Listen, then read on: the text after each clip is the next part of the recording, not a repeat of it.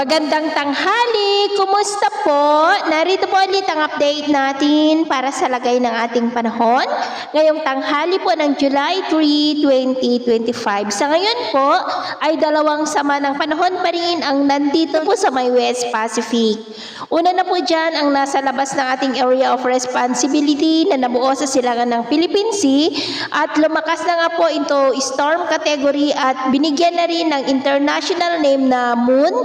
At posibleng maging typhoon yan sa mga susunod na araw. Unang typhoon dito po sa may West Pacific. Ang nandito naman sa loob ng ating area of responsibility ay bahagya po na humina at nasa layo ngayon ng Babuyan Islands about 35 km east away. At kumikilos po yan pakanluran, bahagyang pasubsob pero posibleng babalik ulit yan pa northeastward habang unti-unti ulit na lalakas na patuloy po na magpapalakas ng habagat at posibleng hanggang sa ikatlong linggo ng buwan na ito ay posible pa rin na ang paglakas ng habagat.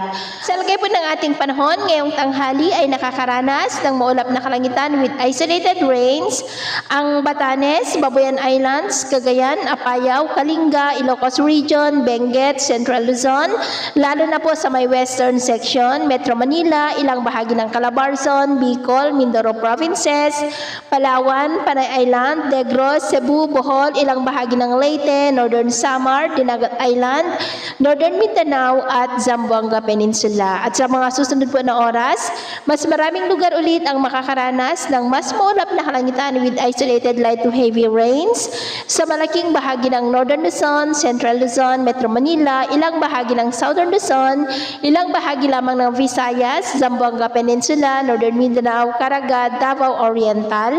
Kaya mag-ingat po tayo dahil posible pa rin po ang mga banta ng mga pagbaha at pagguho ng lupa. At sa atin naman po mga baybayin, wala naman na po tayong nakataas na namang gale warning signals pero iba yung pag-iingat lamang po kung papalaot tayo para po mas makaiwas sa mga sakunang pangkaragatan.